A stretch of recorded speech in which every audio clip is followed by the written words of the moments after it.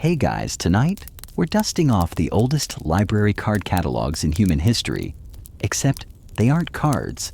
They're clay tablets, papyrus scrolls, and sometimes just labels scratched into shelves with a stick. You're stepping into the forgotten corners of the ancient world, where early librarians weren't just quiet bookworms. They were architects of knowledge itself. Think long robes, ink-stained fingers, and a deep existential panic over how to alphabetize gods. This story might sound relaxing, but let's be honest, you probably won't survive the realization that even 3,000 years ago, someone was yelling, "This doesn't go here," in a dead language. So before you get comfortable, take a moment to like the video and subscribe, but only if you genuinely enjoy what I do here. And hey, post your location and the local time in the comments. I love seeing who's watching from where. Now dim the lights, maybe turn on a fan for that soft background hum, and let's ease into tonight's journey together. You trudge through a corridor packed with dust. It smells like sun-baked stone, old linen, and something vaguely sweet, possibly crushed frankincense. Welcome to an ancient archive, or maybe a tomb, possibly both. Your sandals scuff against sandstone as you reach a chamber lined with low wooden shelves and thick ceramic jars filled with curled papyrus scrolls. There are no title tags, no digital search bar, just a single exasperated scribe muttering under his breath and reorganizing the Epic of Gilgamesh for the third time this week. This is where the story of library order begins, not with Melville Dewey and his tidy decimals, but with chaos. With thousands of documents copied by hand, each one precious, each one a fire hazard. Babylon, Nineveh. Thebes cities famed not just for their temples, but for their vaults of text, their hoards of recorded knowledge. The first libraries weren't public. They were elite archives built by kings and maintained by scribes who had to memorize what was where, because there was no central index. Seriously. Imagine managing an Amazon warehouse where nothing is labeled and everything is written in cuneiform. One mainstream historical fact, the Library of Ashurbanipal, established in the 7th century BCE in Nineveh, is considered the earliest known systematically organized library. It housed over 30,000 clay tablets, religious texts, medicinal recipes, epic poems, even dream interpretation guides. And how were they organized? Well, historians still argue whether they followed strict subject divisions or just grouped things by vibe. What we do know, some tablets had short titles or shelf marks on the edge. Others included colophons, tiny inscriptions at the end of a text listing the title owner or intended section. Picture it like ancient sticky notes if your sticky notes were chiseled into a brick. You watch one harried librarian pacing between low stacks, clay stylus in hand. He's trying to find a medical treatise on goat fevers and keeps pulling out love poetry by mistake. Not helpful. The goats are still sick, and the need for organization. It wasn't just for ease. In some cases, it was about divine order. Ancient Mesopotamians believed that gods communicated through texts. Misfiling something sacred wasn't a clerical error. It was cosmic disrespect. You squint at a shelf marked only by a small stone with a carved symbol, a reed, a fish, a rising sun. Not exactly Dewey Decimal, but it worked for those who knew the code. For everyone else, it was a literary labyrinth. Now imagine the knowledge of an entire civilization, preserved in brittle scrolls and crumbly tablets vulnerable to mold, fire flood, and political coups. And still someone had to keep it all in order. Someone with a good memory, a love of lists, and maybe the first documented case of workplace stress. The scale of the task is dizzying. No index cards, no barcodes, just human brains, long tables, and the slow, scratchy work of keeping wisdom findable. You lean against a cool stone column, watching scribes trade scrolls and shake their heads. One is inventing a tagging system with colored twine. Another is stamping marks on clay jar lids with a seal that looks suspiciously like a duck. a fringe detail in some temple libraries. The scrolls were grouped according to temple function divination, in one area healing rituals in another. The result, a divine filing system that depended on both category and geography. Go past the statue of Ishtar, turn left at the incense burner's second shelf on the right. You chuckle quietly. Imagine a Dewey Decimal system where every category started with, "If the gods will it." It's easy to forget that before bookshelves came systems. And before systems came patterns, some instinct to group similar things to make the chaos behave. Maybe it wasn't precise. Maybe it wasn't even consistent. But it was the start. The whisper of order in a room full of echoes. Back in the present, you sit with that image, a room filled with scrolls. A candle guttering a librarian, whispering titles to himself as if they were incantations. Not because it's magical, but because the act of organizing knowledge always has a little magic in it. You shift under your blanket, imagining rows of clay tablets, whisper-thin reed pens, and a world before search engines when every answer was a journey and every librarian a low-key wizard. You're still in that ancient chamber, the one humming with candlelight and the quiet panic of unfiled knowledge. Only now you're watching something new unfold in argument. Two scribes face each other across a low wooden table, each holding a scroll and gesturing wildly. One insists that the Hearts of Kings series belongs with war records. The other says it's clearly poetry. A third scribe leans in and mutters, "It's both honestly," and then walks away before he's pulled into the debate. This apparently is the first known case of genre confusion. It's not pretty. You see, once libraries became more than just royal collections, once they began to serve temples, academies, or even scholars, the question of classification got a little messier. If you've ever tried to decide whether a book goes under science fiction or speculative fiction, congratulations. You and these scribes are spiritual siblings, separated by 3,000 years and a lot of papyrus. Let's visit one of the earliest places where knowledge wasn't just stored, it was sorted. Ancient Egypt, the House of Life. That sounds dramatic, and it was. The House of Life was part scriptorium, part temple archive, part mystical Hogwarts for scribes. Located in major temple complexes like Heliopolis or Edfu, these institutions collected medical treatises, magical spells, hymns, and theological discourse. And they didn't just stash them, they organized them. How historians still argue, whether it was by subject matter, spiritual significance, or even according to the phase of the moon when the document was copied. Very helpful if you're a librarian/astrologer, less so for everyone else. But there's evidence they grouped scrolls by ritual use. Need a chant for fertility? That's over by the Nile-facing wall. Exorcisms downstairs behind the ibis feathers. One fringe theory even suggests that some rooms had emotional categories. Scrolls meant for grief, joy, vengeance, etc. Think of it as the world's first mood-based recommendation engine. And then, of course, there's Alexandria. Cue the swelling music. The Library of Alexandria, built in the 3rd century BCE, and arguably the most ambitious knowledge project in the ancient world. You probably picture it as marble columns, golden scrolls, and librarians in togas sipping wine while categorizing planets. Reality was slightly less glamorous, but no less astonishing. With hundreds of thousands of scrolls and papyri flooding in from all over the known world.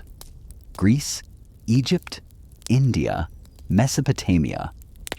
Alexandrian librarians faced a major problem. How do you organize texts from dozens of cultures in different languages, many of which had no title? Enter Callimachus. He's your new hero, or your new villain, if you've ever loathed bibliographic systems. Callimachus was a scholar-poet-librarian who began compiling the Pinakies or tables. These were basically subject bibliographies, 120 volumes worth. He grouped texts by subject, then author with additional notes about content and length, This wasn't just a list. It was the Proto-Dewey Decimal, minus the decimals, and plus a whole lot of papyrus. One mainstream historical fact, Callimachus's system, is considered the earliest known attempt at bibliographic control on a grand scale. The Pinnaces didn't just list what was in the library, they organized intellectual history into a framework. One problem, most of it is lost. We have fragments, echoes, mentions in other works, but the bulk of Callimachus's system is as vanished as the scrolls it described. Still, the legacy lingers. Later, Roman libraries, monastic scriptoria, and Islamic learning centers borrowed his method. Copy, categorize, clarify. The holy trinity of librarianship. Now you're sitting cross-legged on a warm stone floor, watching an Alexandrian librarian unwrap a bundle of scrolls just delivered from a ship out of Antioch. He inspects the text, scratches something into a wax tablet, and walks it to the mathematics advanced theory section. Or was it applied natural sciences? He pauses, thinks, makes a new shelf. Problem solved. Sort of. You can imagine the system breaking down within weeks. It wasn't just volume, it was redundancy. Multiple versions of the same text, contradictory authors, anonymous scrolls, documents forged for political gain. The librarians weren't just sorting, they were curating truth. A fringe tidbit, some ancient libraries included false scrolls intentionally blank or filled with gibberish to confuse thieves or test apprentices. You know, like sticking a fake remote on your coffee table just to see who'll try to change the channel with it. There's something oddly comforting about this chaos. Even in a world without the internet, the problem wasn't access, it was overload. Sound familiar? You lean against the wall and look around. Clay jars stuffed with scrolls, papyrus baskets labeled with odd symbols. One librarian asleep at their post, drooling into a tax code from 240 BCE, and still someone had to make sense of it all. There's a quiet heroism in it. Not just collecting knowledge, but trying to shape it, to tame it, to say, this belongs here, this leads to that. Even if the categories changed, even if they disagreed. Back home, your real home, in the now, you picture your own bookshelf. Alphabetical, thematic, chaotic, neutral. Whatever it is, you owe part of it to Callimachus. To temple librarians, to scribes who whispered to scrolls in moonlight, wondering whether medicine or magic came first. And as the chamber fades to quiet and your eyelids get heavier, you smile at the thought even the greatest minds in history needed a filing system. You wake still in the quiet hush of antiquity, but now the room smells of ink and oil, and the walls are thicker, warmer, made of stone instead of marble. We've moved forward in time, and a little east. Welcome to the great monastic libraries of medieval Europe. There's a monk nearby, bent over a page the size of a placemat, muttering to himself about margins and mushrooms. He's not angry, just very, very focused. You sidle closer and see he's using a knife, not for self-defense or lunge, but to scrape a parchment clean because he copied a line twice. Whoops. Better hope the abbot doesn't notice. This isn't just a scriptorium. It's a mind palace with candle drips and coffee-colored smudges. The monks here don't just copy, they preserve. They translate. They illuminate. They debate whether a comma in Cicero means soul or soil. And they really, really care where the books go. The libraries of this era were small but mighty. You're not looking at shelves stacked to the ceiling. You're looking at chained books. Literally. Each one locked to a desk or lectern to prevent theft, because parchment was more expensive than some dowries. But even within these humble halls, the question of classification continued to haunt the holy. How do you organize divine knowledge? Is theology the top tier with natural philosophy beneath it? Or should it all be alphabetical? Should saints get their own category or be blended into the historical record? One friar wants to sort books by usefulness to daily life. Another says only, God decides usefulness. The medieval librarian's life part philosopher part, key wrangler part bouncer for Bibles. And here's where it gets spicy. The system wasn't universal. Not yet. Each monastery tended to invent its own method. One might sort by author Augustine before Boethius, no matter what. Another might go by topic. Another by frequency of use. There's one documented case of a Benedictine monk who organized books by how loudly their bindings creaked. Okay, fine, that one's probably apocryphal, but you wanted to believe it, didn't you?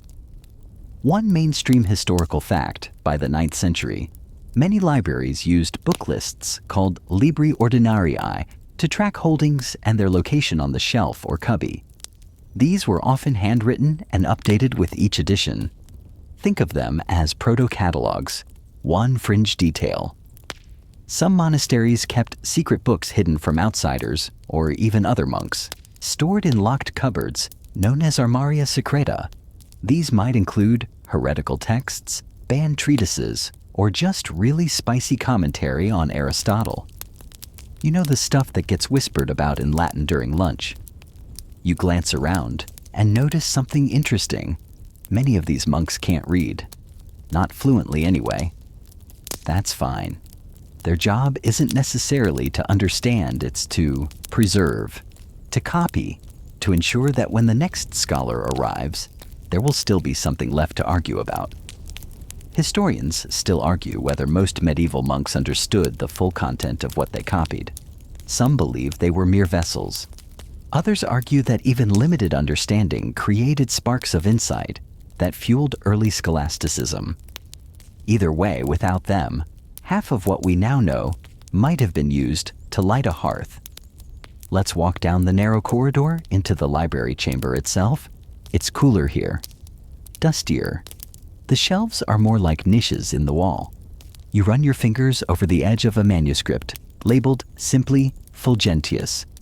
It has a number, not a title, scribbled at the top in red ink, 2013. Ah, now we're getting somewhere. These numbers. They weren't part of a Dewey Decimal yet, but they're ancestors. Librarians began experimenting with shelving codes, letter number combos, and even color bands painted onto spines to indicate subject groupings. One manuscript might be tagged B3 and placed on the third shelf of the theology alcove. Another H7 filed with histories, but only the ones written in verse.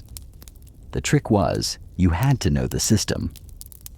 These weren't standardized. They were like family recipes passed down, annotated, and occasionally reinvented when someone forgot whether G5 meant grammar or Galen. You return to the monk scraping parchment and notice something curious. He's labeled the back cover of his copied text, not with a title but a hexagram, a geometric sigil that means wisdom from the East. Maybe a secret tag, maybe a joke, maybe both. You wonder if the library log knows what that means. You hope it does. There's a small bell in the hallway. Time for prayers. Most of the scribes shuffle off, leaving you alone with the books. The quiet here feels heavy, but not oppressive, like the silence after a snowfall. You start to feel it again, the weight of organization, the need for meaning. Not just to read a book, but to find it, place it connected to others. These monks weren't just writing, they were building architecture for ideas. And architecture needs blueprints. You peek at one Liber Ordinarius lying on a desk, inked with sharp care. The list runs down like an index of another world. 1. On the fire of the Holy Spirit. 2. Sermons for Lent vol per discu. 3. Boethius in pieces. 4. Herbal for fevers, translated from Arabic 5. Book of Stones. Fragile, no decimals yet, no precise hierarchy, but the seed is there, the whisper of systems to come. You feel it in your bones. These people weren't just afraid of forgetting, they were afraid of losing how to remember. And so they categorized, not just to preserve, but to protect, to ensure the library could speak even when its scribes fell silent. The next library you step into doesn't smell of dust or beeswax. It smells of papyrus sun-warmed plaster and the faint iron tang of ink mixed with sea air.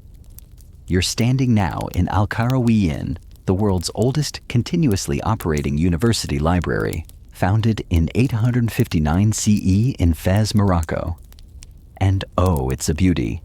You walk in quietly, sandals skimming smooth stone, and the silence here feels alive. Not solemn, more like respectful. Like even the air knows it's in the presence of something sacred. Rows of shelves line the walls, carved with delicate latticework and soft light filters through narrow windows, turning gold when it hits the lacquered spines of manuscripts, stacked with precision. Every book here has been hand-copied by scribes, many of them women. Many of them cloistered in quiet rooms for hours each day. They're not monks. They're artisans, scholars, secret keepers, memory makers, and they too face a familiar question. How do you find the book you need in a sea of wisdom? The librarians of the Islamic Golden Age were already wrestling with this when most of Europe still thought bathing was a heretical activity. Here in Fez and Cairo and Baghdad, libraries didn't just store texts, they organized them with ruthless efficiency. One mainstream historical fact, Al-Qarawiyan's librarians used a multi-layered system based on topic, subtopic, and shelf location. Philosophy wasn't just a shelf. It had subdivisions, logic, ethics, metaphysics. Medicine had entire wings. They used index lists, number-letter combinations, and title scrolls tied to specific cubbyholes. A visitor could walk in and, with guidance, locate a book on falconry or algebra or dental hygiene. Yes, that last one exists. What's more, these scholars valued cross-referencing. They didn't just log where a book was, they noted what other texts it related to. You're staring now at a manuscript on astronomy. In the margin, in tiny script, a scribe has written, "Compare with Al-Battani's volume on stellar calculation located in Eastern Case." This is like having footnotes before footnotes were cool. And here's your quirky tidbit. Some Islamic libraries used colored threads as cataloging cues. Little strands of dyed silk or cotton knotted around scrolls or manuscript bindings. Green might mean theology, red medicine, blue mathematics. Pull the right color, and you're halfway there. Historians still argue whether these thread-coded systems influenced later European classification. Some suggest early Christian librarians adopted the idea, quietly integrating color bands onto spines during the Renaissance. Others say the concept developed independently. Either way, the color speaks volumes, literally. You walk deeper into the library and see the librarians themselves, robed, focused, and infinitely patient. One is sorting books onto a wall-sized rack shaped like a honeycomb. Each hexagonal compartment holds a cluster of related works, one for poetry, one for logic, one mysteriously labeled dreams. You don't ask. Lucius, yes, we're calling him that again because every library seems to echo with his spirit, would have loved it here. This is knowledge sorted for utility, not divine hierarchy, not alphabetical drudgery, but by how it can be used, read, discussed, laughed over at dinner. And somewhere in this system lies the seed of what will become familiar. Centuries later, a scholar named Al-Khwarizmi, best known for algebra, yes, him also dabbled in library classification. His concept of ilm, or knowledge, wasn't flat, it was relational. Categories bled into each other like watercolors. Science needed philosophy, law needed language, and librarians needed to think like poets. Which brings us to an important shift. Knowledge is no longer housed just for the sake of keeping it. It's there to be accessed, borrowed, argued with, and for that, you need consistency.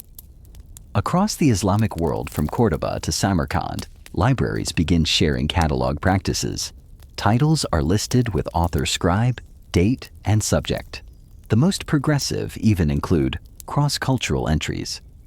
Greek works translated into Arabic, their original names kept in tiny Latin script beneath the title. That's right. Metadata before metadata was a thing. And you know what? They started to standardize. Not everywhere, not perfectly, but enough. One major library in Cairo even created a master ledger, a book of books with a numerical system that mapped the entire institution. You could, in theory, look up zoology and be pointed to Cabinet 6, Row 2, Slot 18. Sounds suspiciously like Dewey, doesn't it? But don't say that too loud. Dewey wouldn't be born for nearly 1,000 years. You turn a corner and find a reading room. Low tables, cushions, lamps with mirrored backs to double the light. And in the center, a young boy reading aloud from a story about birds that build cities in clouds. The librarian listens patiently, correcting his pronunciation of the word philosopher. You sit for a moment, just listening, because that's what libraries are for too. And as the day deepens and the shadows stretch, you walk past one final display, a case of worn catalog tags.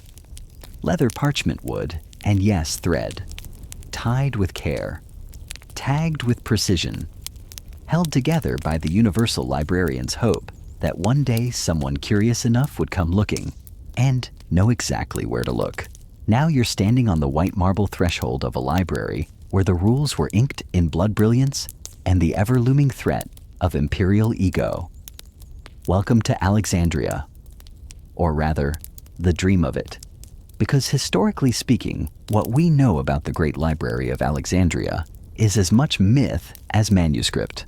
But let's walk the marble anyway. The light here feels impossibly clean, pouring down from high archways carved with vines and suns, and what might be stylized birds, or just overzealous decorative flourishes. The floor is cool underfoot. Scrolls are stacked in every direction on tables in niches, cradled inside cabinets made from polished cedar. You spot a cat lounging between geometry treatises. It doesn't move when you pass. Too regal for that. This place is ancient ambition carved into reality. And it had a system, maybe not a Dewey Decimal system as we know it, but something with the same beating heart, the idea that knowledge needs to be findable. Here's your mainstream historical fact. The Library of Alexandria used a classification system developed by Callimachus, a scholar-poet with a brain like a filing cabinet and a hairline we assume in a state of permanent stress. His system was called the Pinnaces, literally tables, and it broke down the scrolls into categories by subject author and even first line of text. That's right. Early library search engines started with a poetic hook.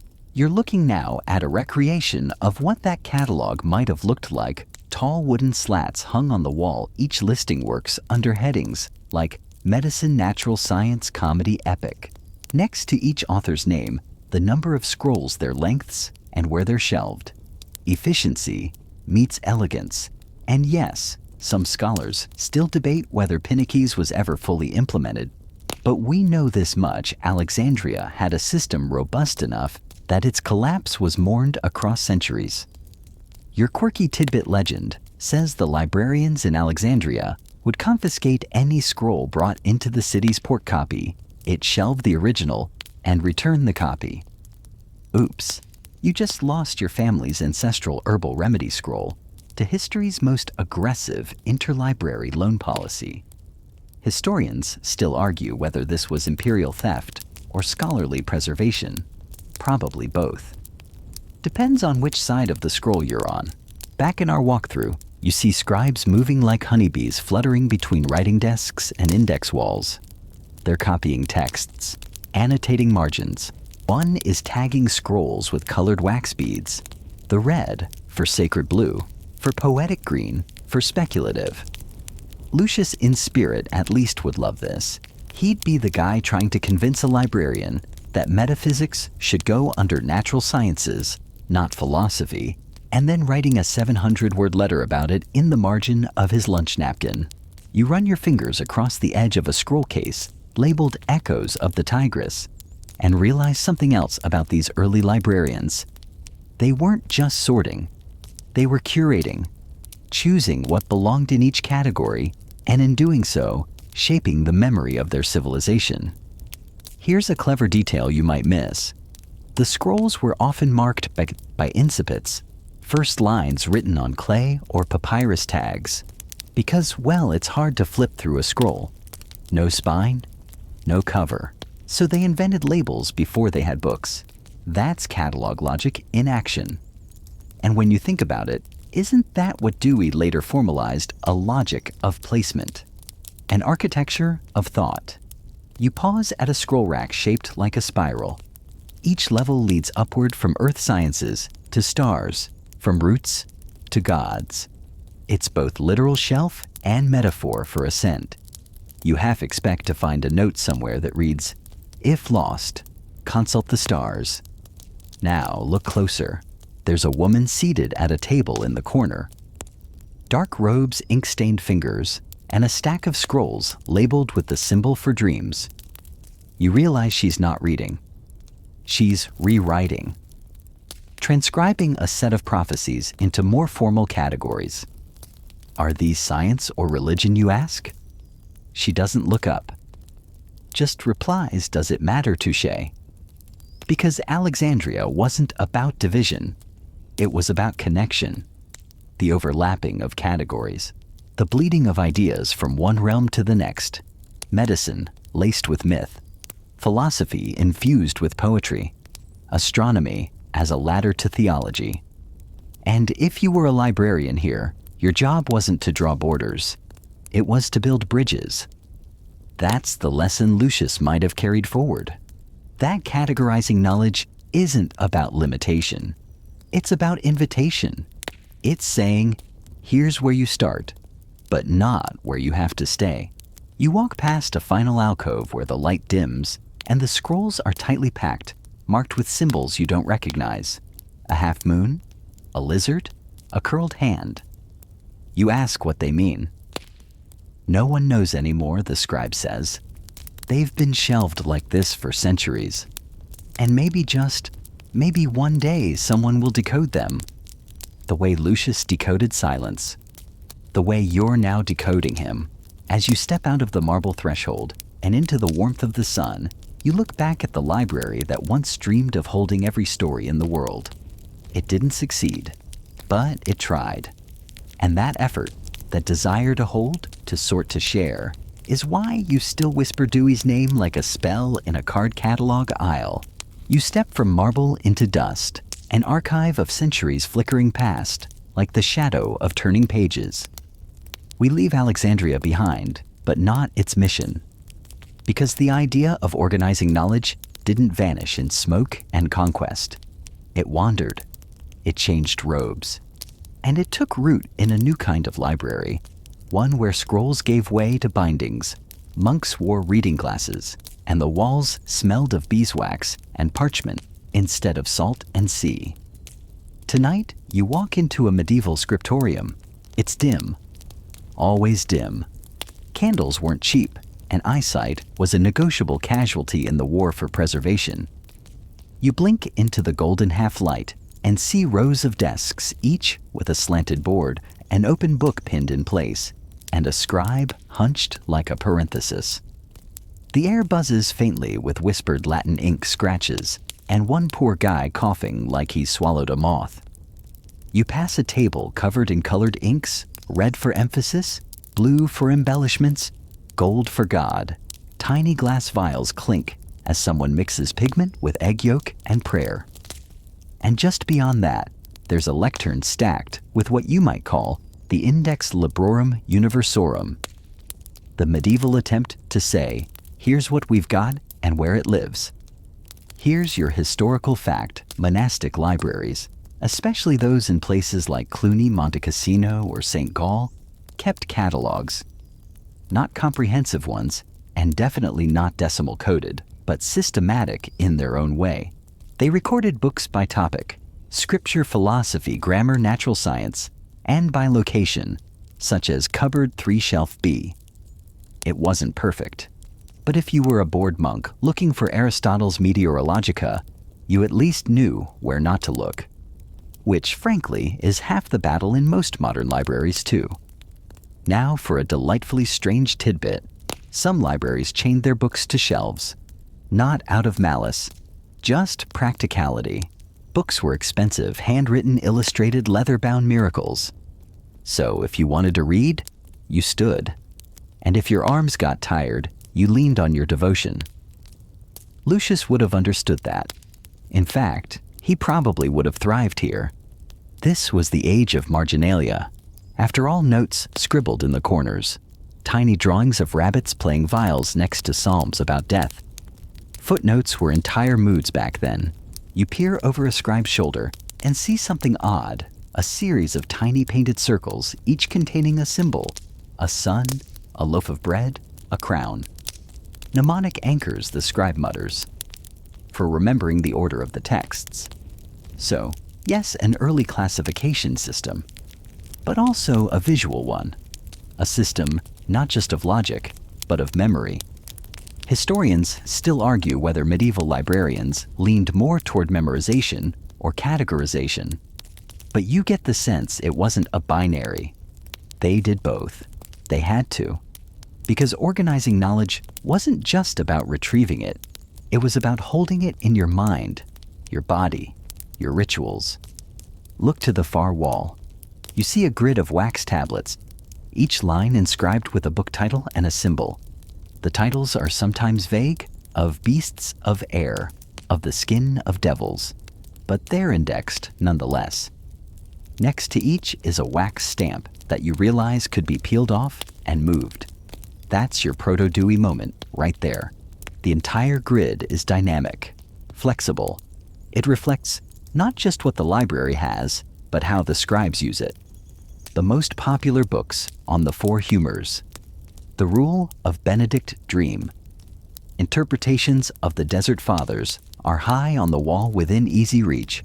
The others, they settle down near the baseboards, where only the dedicated will crouch. The classification lives in the body.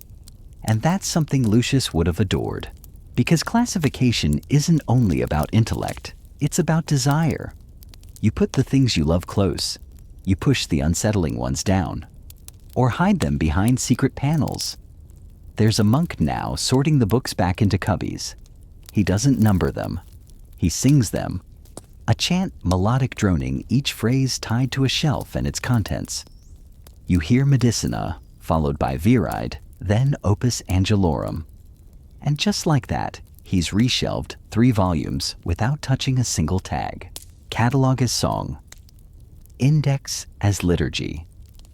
Lucius would have copied it down, turned it into a metered poem, and tested whether the salt moved when it was sung.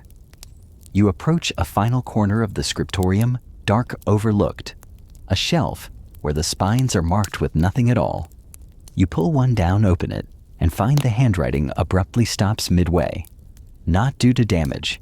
It just stops, as if the author forgot what they were doing, or chose not to finish. Inside the cover, a faint symbol, a spiral. It reminds you of Lucius's maps. And then you remember what he said. We sort not to define, but to listen. Because sometimes the purpose of cataloging knowledge isn't to contain it, but to find a quiet enough order that the mystery can finally speak. You step out of the monastery and into light, too much light. The kind that bounces off white stone and makes you squint as if knowledge itself were glaring at you for not bringing your sunglasses. But that's the thing about Renaissance Florence. Everything is luminous. The buildings, the ideas, even the arguments, especially the arguments. Because in this golden, ridiculous age of exploding thought, classification becomes competitive. Let's set the scene. It's the 1400s, and Florence is a city stuffed to the rafters with painters, philosophers, mathematicians, mystics, and at least 3 guys trying to sell you a better way to calculate eclipses. You're standing in a dusty hall that smells like lemon oil and old vellum, where 2 scholars are fighting politely, of course, over how to shelve a book about medicinal astrology. Under medicine, one says, Under planets, says the other. They both sip wine angrily. Here's your historical fact. This era gave rise to condottieri of knowledge people like Marsilio Ficino and Pico della Mirandola, who tried to organize every known truth into categories that weren't just useful, but beautiful. Ficino grouped books by their humor, believing that melancholic texts should live together and that joyful ones deserved more sun. We repeat books, shelved, by mood. Lucius would have adored this. And here's a truly strange tidbit in some Renaissance households. Private libraries were arranged by astrological sign. If you were born under Gemini, your recommended readings were all on logic, rhetoric, and duality. Pisces, mysticism and liquids, of course. Historians still argue whether these methods were ever truly standardized or just fashionable chaos. But you know better. You've seen how systems rise from need, and how beauty, too, wants to be ordered. You walk through a Florentine library with no card catalog, but every book has a decorative tag hanging from its spine, a tiny emblem, a lion, a flame, a pair of wings. They're not random. Each symbol signals a theme. Fire means transformation. Wings mean divine vision. Lions mean you're about to read something that makes Machiavelli look polite. These are glyphic tags, a mix of memory aid and moral cue. If you're feeling weak in faith, you reach for the lamb. Feeling too bold, maybe stay away from the dagger. Lucius would have called this emotional indexing. It works. Sort of. You pass a shelf labeled Doctrine and Doubt. The books are arranged not alphabetically, but by intensity from mild heresy to full-blown existential collapse. A book titled Dialogues with a Sleepwalker is right in the middle. No one claims to have written it. That tracks. At the far end of the room, you find something even stranger, a rotating wheel of books. It's an actual piece of furniture designed so a reader can spin from one open volume to another without standing up. One wheel, 7 books. You recognize a few Aristotle's Ethics, the Book of Secrets. Something by Petrarch with a passive-aggressive preface. The wheel itself is labeled Compendium Mechanica in gold leaf. Beneath it, a plaque, All Knowledge is Orbit. Lucius would have taken that metaphor and run with it. Probably diagrammed it next to one of his salt spirals. And maybe that's the point. Because Renaissance scholars weren't just organizing knowledge by subject, they were organizing it by relationship. What circles? What depends on what? What revolts against what? Even now you can picture Lucius mapping out his quiet room, not in straight lines, but in orbits soul to echo. Echo to memory, memory to mass. A gravitational index. And that brings us to the strangest classification of all silence. In a side room guarded by an elderly librarian who looks like she could outstare the moon, you find a shelf labeled De non dicendo, of not saying. The books here are blank. Literally. Hand-bound, carefully labeled, but every page empty. You ask. She shrugs. They are for recording things that cannot be known. Lucius would have clapped, and maybe laughed a little too long, because that's the secret, isn't it? For every system that tries to tame the wildness of knowledge, there's another that bows to mystery.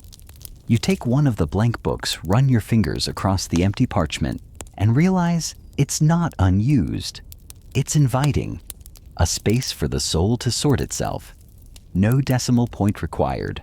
You leave Florence before the dust of debate settles, and find yourself where else in Paris? It's a few centuries later now, and the air has changed. Sharper, cooler, a little smug. You're stepping through the echoing halls of the Bibliothèque Nationale, and this time, the books whisper in numbers. Big ones. Because if Florence was a poem, Paris is a ledger, and someone here is trying earnestly and exhaustively to put the entire world on a shelf. Meet the Enlightenment. This is the age of encyclopedists, taxonomists, indexers and systematizers who dream not only of knowing everything, but of numbering it precisely. You walk past rows of tomes where Latin titles sit beside Arabic annotations, and someone in the corner is arguing about whether mermaids deserve their own heading.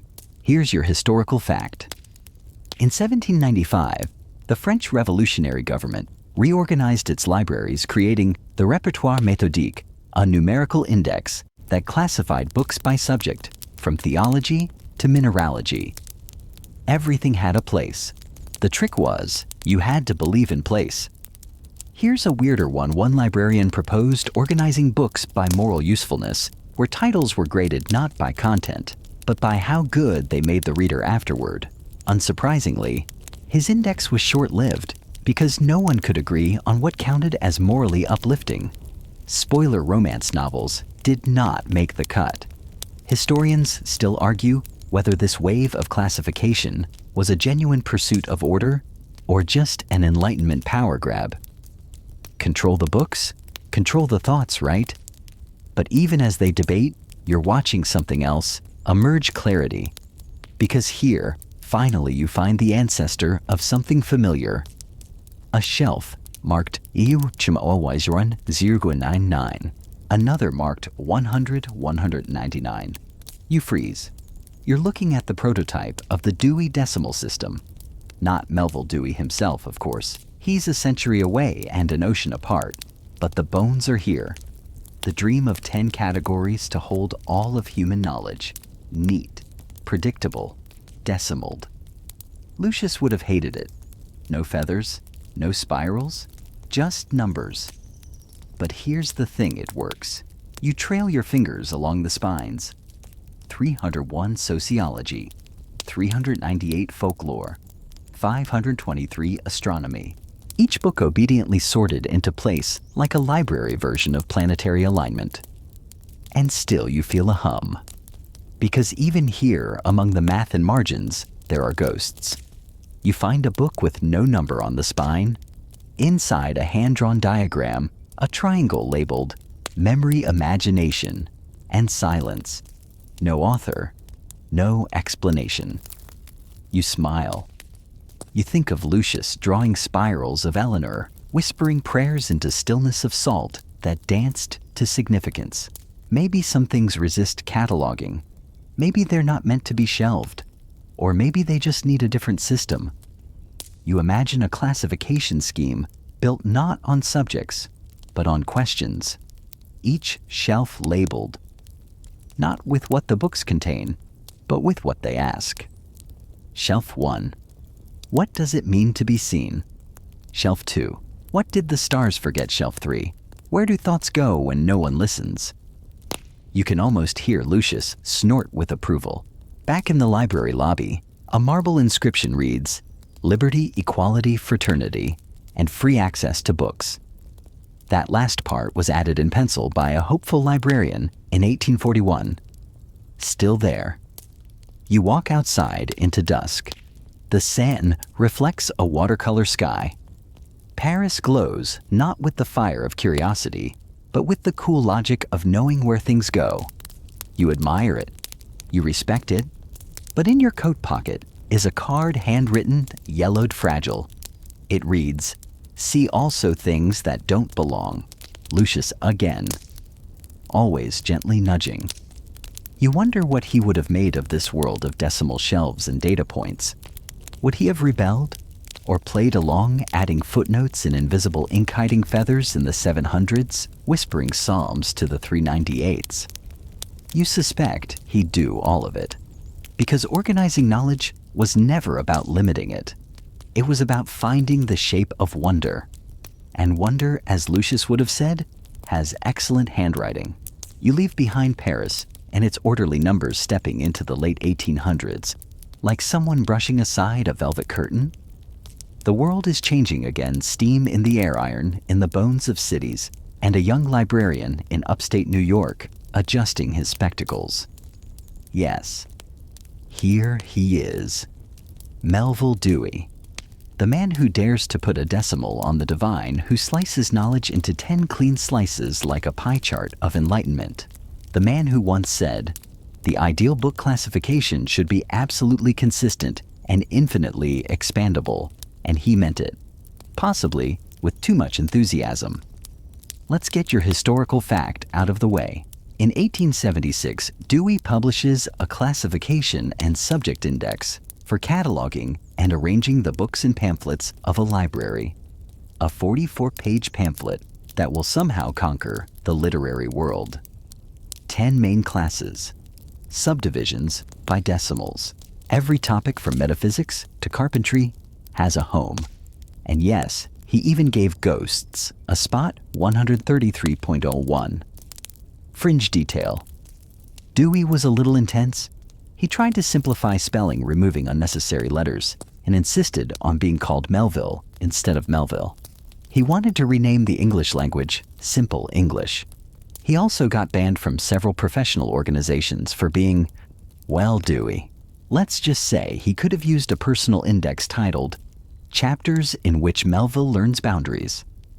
Historians still argue whether Dewey's system is a marvel of clarity or a deeply flawed hierarchy frozen in Victorian worldview.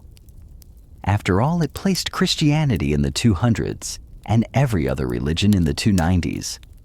A little biased, maybe, but it worked. It scaled. And most importantly, it promised that knowledge could be found.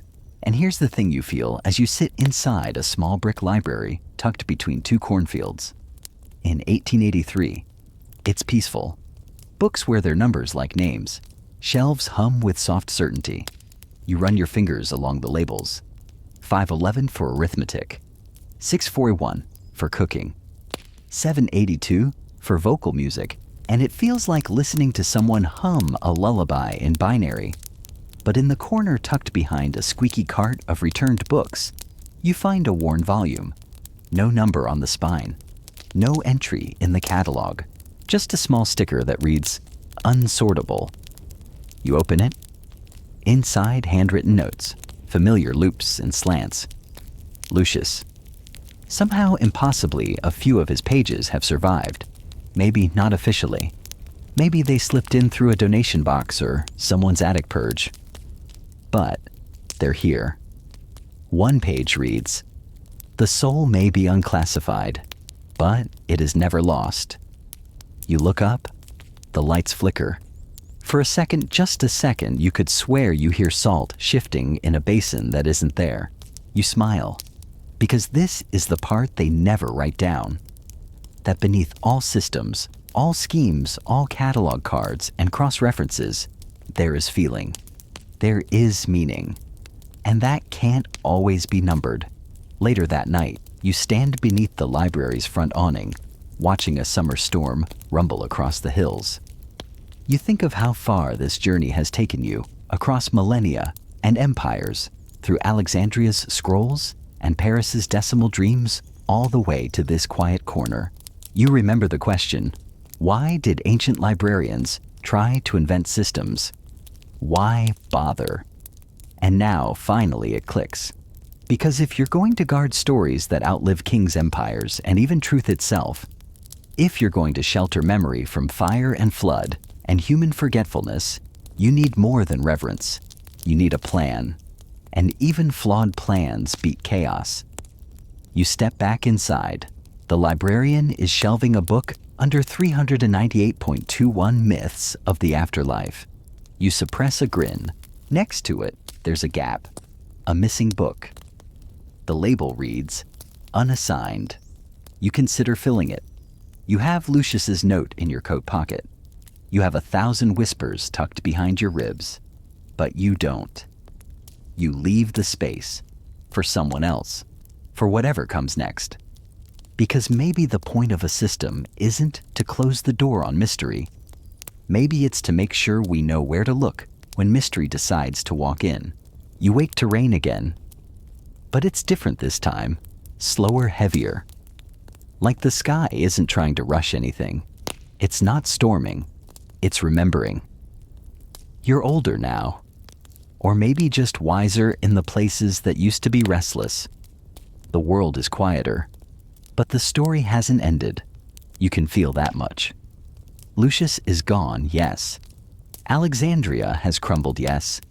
The scrolls have burned, and the shelves have shifted, and decimal points have been rearranged by centuries of eager hands.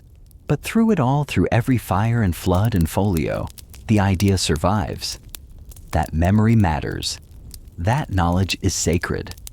That sometimes the most radical thing a person can do is label the spine of a book and shelve it where someone else can find it. You find yourself back in a modern library, maybe. Fluorescent lights instead of lanterns, scanners instead of scribes, but the feeling, the hush between shelves, the way your footsteps soften on carpet, the smell of ink and dust and time, it's the same. It always has been.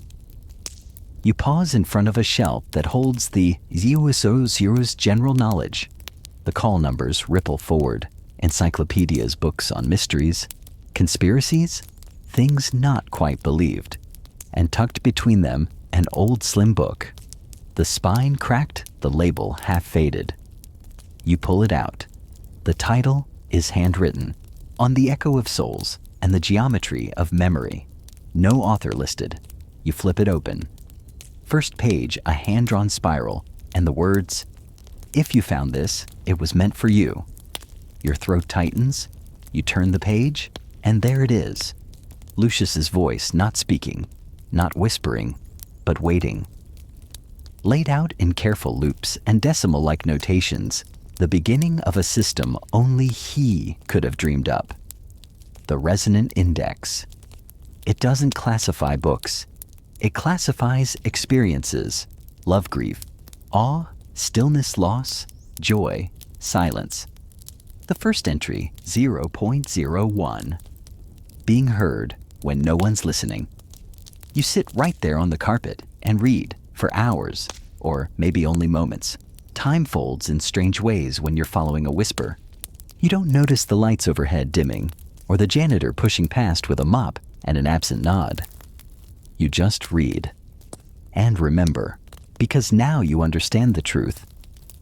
Lucius tried to write between every line of salt and sound. We don't archive the past to keep it safe.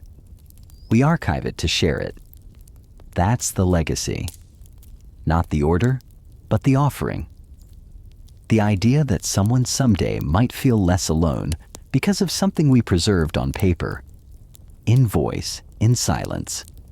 Historians still argue whether the earliest classification systems were brilliant or just obsessive, whether Melville Dewey was a visionary or a menace in a waistcoat, whether knowledge wants to be free or must be tamed like a tiger behind bars.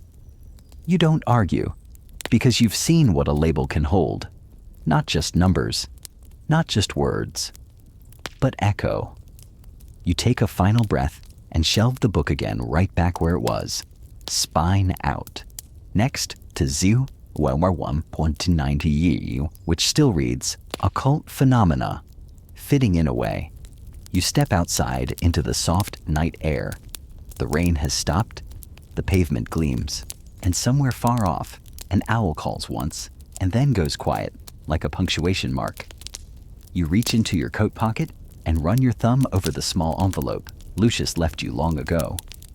Inside is the salt, still sealed, still waiting. But you don't open it. Not yet. Maybe not ever. Because some mysteries aren't meant to be solved. They're meant to be kept. To hum quietly from a shelf or a drawer, or the edge of a dream. To remind you the soul may never be measured, but it can be honored. And tonight, with stars overhead and silence in your chest, you feel that truth settle like a fingerprint across your heart. Let your breath slow now. Let your limbs stretch just a little, then soften. Feel the blanket over you like the closing pages of a well-loved book, warm, familiar, full of meaning. You've been far tonight, through fire-lit archives and candlelit cathedrals, through whispered prayers and humming salt, through libraries both ancient and imagined. And all along, someone was listening, not to measure you, not to judge you, just to know you were there. Lucius would be proud, because the point was never about answers. It was about attention, about the sacred stillness that forms when someone dares to wonder even when no one else is asking the same question. So now you rest. Let the weight of curiosity ease into comfort. Let the stories curl beside you, like old friends. If you're still awake, that's okay. Just close your eyes when you're ready. No rush. Let your thoughts drift like ink on vellum, or like a feather through silence. You are safe. You are known. And somewhere, a book has just opened to the page that says your name. Thank you for joining us on this journey today. Maybe by now you've already drifted off to sleep, and if so, we hope this story brought you peace of mind and helped you rest a little easier. Deep sleep makes life better, and we're truly happy to be part of that. Until next time, sweet dreams.